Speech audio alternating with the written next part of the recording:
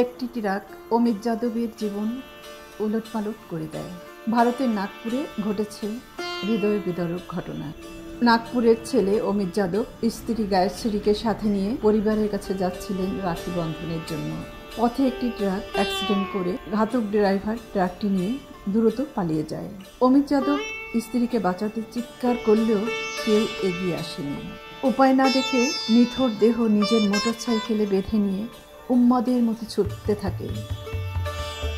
পরে মহাসড়কে অনেকেই থামাতে চায়, কিন্তু তখন তিনি উদ্ভ্রান্তের মতো ছুটতে থাকেন। পরবর্তীতে হাইওয়ে পুলিশ থামিয়ে ইন্দিরা গান্ধী মেডিকেলে পাঠান। ততক্ষণে সব শেষ। কর্তৃপক্ষ জানিয়েছে আকস্মিক মৃত্যু মামলা নেওয়া হয়েছে, পরবর্তীতে ব্যবস্থা নেওয়া হবে। ঘটনাটি কেমন যেন, কি যে হচ্ছে, মানুষ কিভাবে এত অমানবিক হয়, কিভাবে হতে পারে এত অমানবিক।